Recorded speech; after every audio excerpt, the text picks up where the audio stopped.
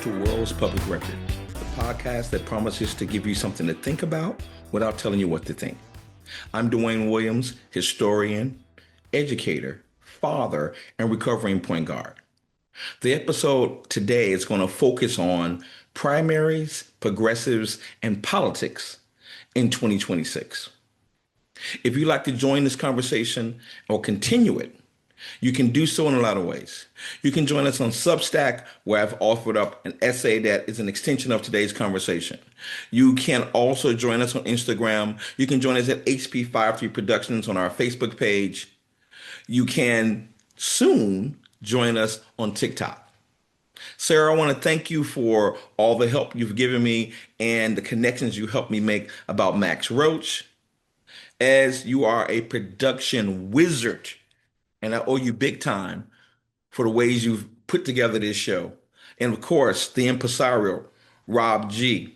You tricked me and tricked me and tricked me again into believing that this podcast might actually make a mark. I'm not sure if we will or not, but we'll see. For my 2858 crew, I say this: Kevin, Kiki, Kay, Terry, even Sterling, and of course, the best little big sister there is, Diana. West Side is still in the house and representing. 2, my best friend, the good Dr. Joe. Again, I think the numbers are going up in the Pacific and the Mountain time zones, certainly there in Lake Havasu. To my ball and chain that I claim. To the Williams and the Brown sisters. All right, let's take it one more time around the world. And of course, happy birthday, happy 10th birthday to Hope Grace Beeman, my beloved granddaughter, who celebrated her birthday yesterday. This is World's Public Record, and today we're going to talk about politics, the primaries, and the thorny issue of progressives. But first, here's what I'm not going to talk about. I'm not going to say anything about Donald Trump and his triumphs and adventures in reflecting pools, ballrooms, or arches. Not going to do it. I'm not going to talk about the impact of AI on education, although I started training camp with my fellow teachers and educators this week. I'm going to save that for another program. I'm not even going to talk about, AOC's comments about woke one. I'm just going to say, hey, Representative AOC, stay woke. I have no interest in talking about Harry and Meghan's return to London. Hey, we beat the British 250 years ago. I know that Americans love to talk about the Brits. I'm not in that category. If I could have my way, today's episode would talk all about my White Sox and my Chicago Bears, but it's not that kind of show. I should talk about the early potential choices for the Democratic nomination for president. It is not going to be Gavin Newsom, no matter what folks say. I wish that it was going to be Wes Moore. That is my choice. But the reality is that Senator Ossoff and Senator Mark Kelly are likely to be the 2028 Democratic ticket. But again, I'm not going to talk about presidential politics yet. I am going to talk about this, a question that seems to emanate, to animate, to shape and define what's been happening in the primaries on the Democratic side in 2026. Here's the question, and it's around this tricky word of electability. Can progressives translate their success in primaries into general election victories in red states, in blue states, in purple states? Now, first a confession. I am a Chicago Democrat. I am from the progressive wing of the Democratic Party that helped inspire the likes of Shirley Chisholm, the 1984 version of Jesse Jackson, my boss, my old boss, the late Senator Paul Wellstone, and the late great mayor of Chicago, Harold Washington. I'm a progressive. I believe that all politics are local, but most importantly, I have a set of fundamental ideas that shape and define how I think we should do and what we should do as a country when it comes to responding to the needs of people. I believe fundamentally in the right of people to have access to education, to have access to the right to vote. I believe that we should be skeptical, have a healthy skepticism and safeguards around technology. I believe very strongly that we should thwart in every way we can the disproportionate impact that big money and corporations have on politics. And fundamentally, I believe in the idea that everybody has a right to exercise the fullest of their humanity. I'm a progressive, but I'm also a person who believes that elections are about winning. They are about winning. I've been, unfortunately, on the losing side of far too many elections over the last 4 decades. And I understand that winning, it may not be everything, but losing always feels consequential, always feel urgent.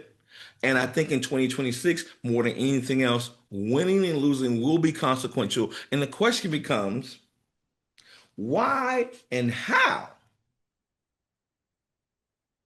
will resolve the issues that shape and define people's lives? Will Democrats drive that process? Will Republicans drive that process? Let me set the context for you. Establishment Democrats, those party leaders, those who are the traditional Democrats, have a great fear that the people we're calling progressives, maybe people like myself, although I don't think I run for office these days, cannot win general elections. They can't win them. And I think they're wrong. I think that the idea that Democrats have fallen for the fallacy that running down the middle will produce better election results just doesn't hold up to the close scrutiny of history. Democrats, especially establishment Democrats, who saw amazing results for progressives in places like Michigan and even in places like Wisconsin where the progressive didn't win, in New York, of course, and just the other day in Florida, we saw progressive win. But this struck fear in the heart of many Democrats because they thought they're winning elections, but they're winning primaries, but they can't win general elections. Here's something I want to point out to the Democrats. It seems that establishment Democrats would rather lose elections to Republicans than allow progressives to be the standard bearers for the party. I think this is wrong and wrong-headed. And I want to remind the establishment Democrats of this. In 2016, in 2024, when the party lost, it wasn't because voters feared progressives or even people who are aligned with democratic socialism. The reality is this, that two excessively competent candidates, Hillary Clinton and Kamala Harris, lost races because they were women and because they were black. I don't see much scrutiny, reflection about how we're going to address that issue. Why did the Democratic establishment want to jump over that history? And I'll say this, Democrats will lose in 2026 and they'll lose in 2028 because they fear the wrong thing. They fear democratic socialists. They fear progressives. And the reality is that Democrats of all stripes risk losing national elections, local elections, state elections if they refuse to counter the ways in which their party is being shaped by what I call the rubber stamp Republicans. And their attempt to convince voters that, hey, socialists, communists, democratic socialists are what you should fear. And if you elect them, they will ruin the country. There's no evidence to support that position, I believe. I do, however, believe that labels matter. I don't like labels, but labels matter. And what they do in this case is that by calling Democrats socialists, communists, or even democratic socialists, What they're doing is distracting voters and distorting the truth. Here's the truth. What ails the country aren't Democrats winning in Michigan, winning in Minnesota, progressives winning Senate seats in Florida, or at least the Democratic nomination for the Senate seat in places like Florida. The reality is that what ails Americans are the policies that the rubber stamp Republicans have allowed to be put in place over the last 2 years. The often used affordability. Here's the question I wish people would ask. Is gas more expensive or less expensive? Do you feel more confident or less confident about what you can spend when you go to the grocery store? Do you feel excited, worried about data centers?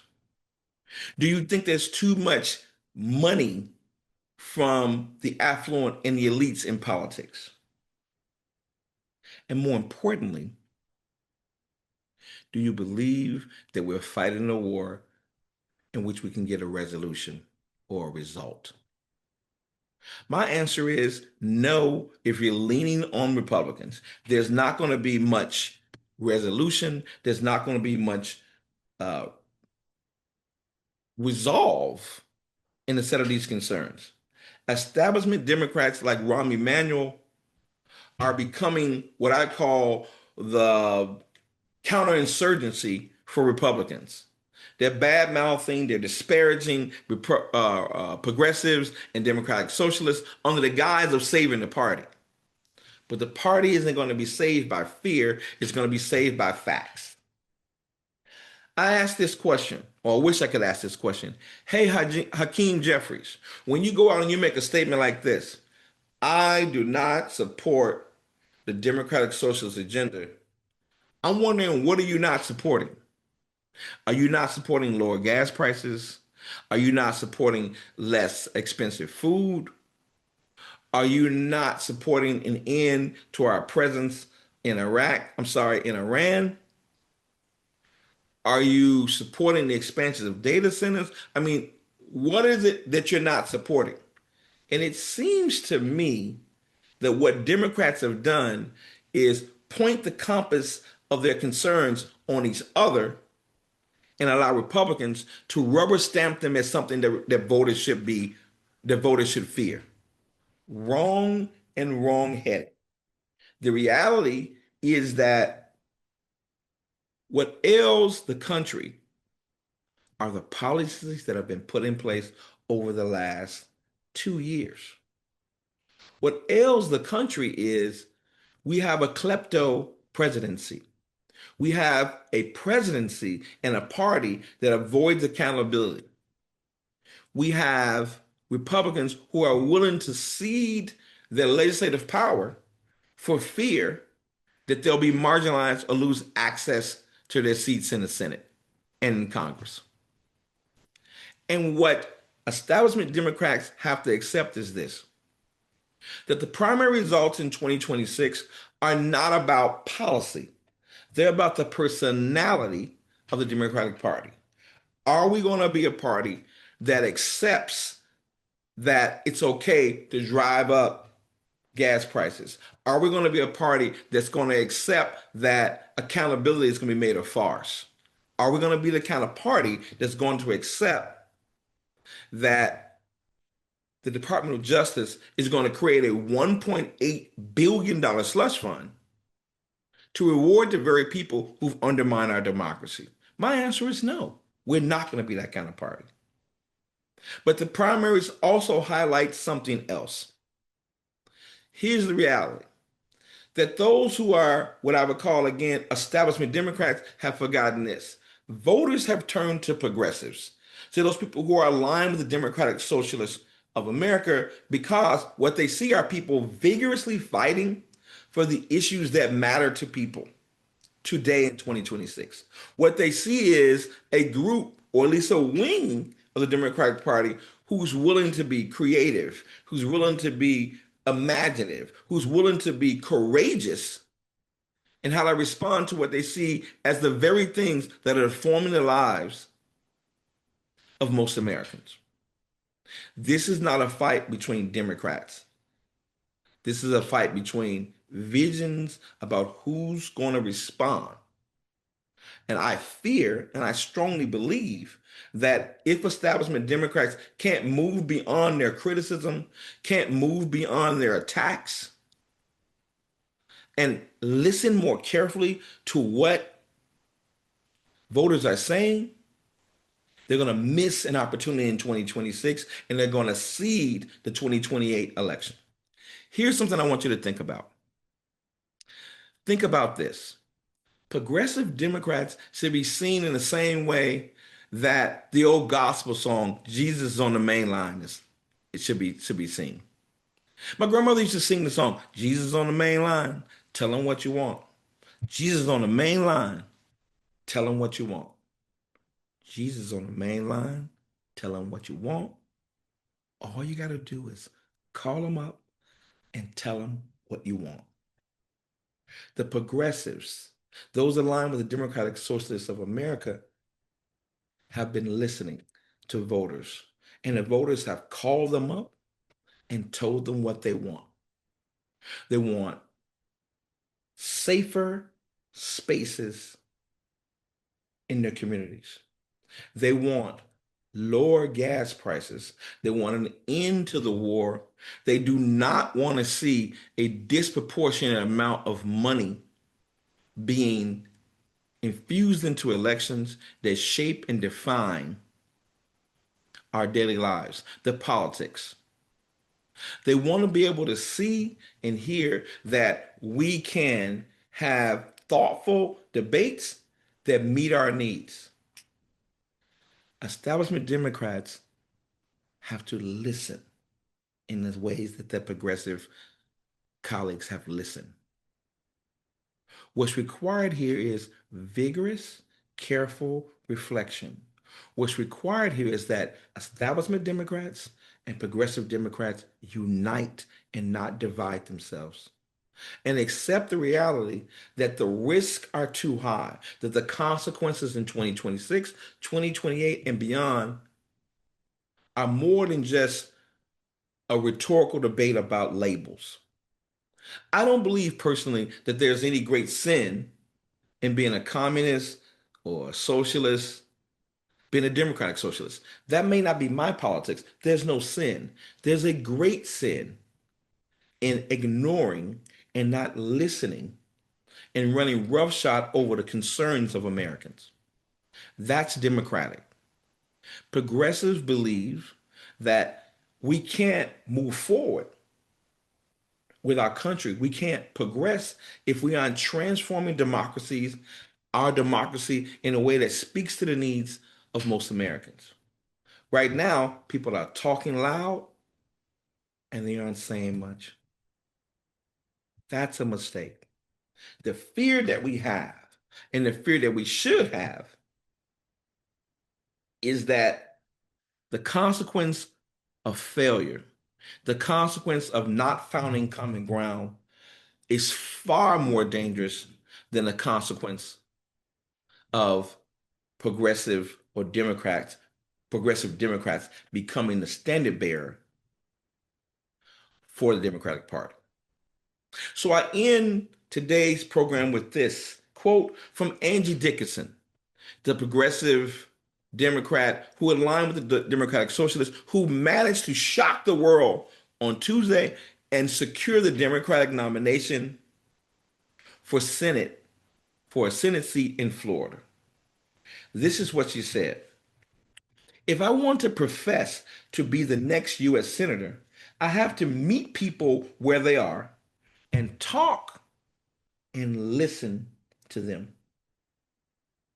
Question I have for establishment Democrats and for their progressives. Who are you listening to?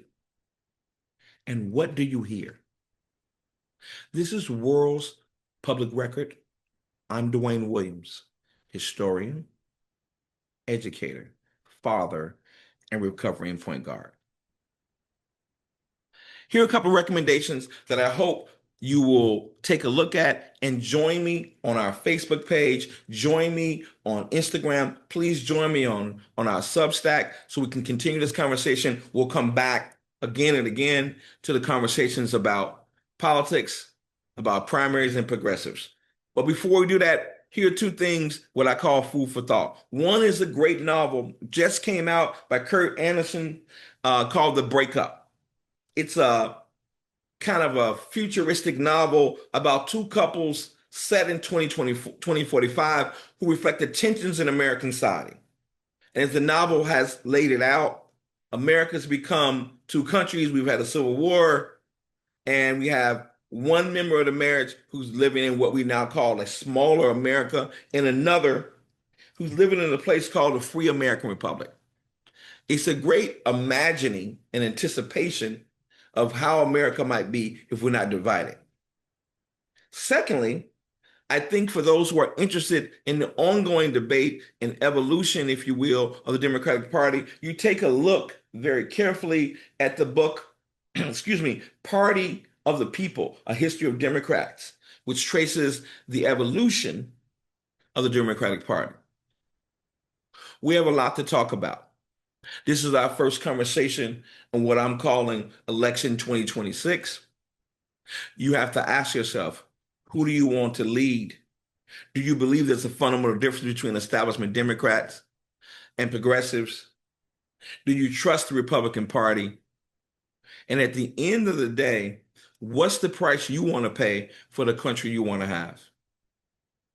This is World's Public Record. I'm Dwayne Williams.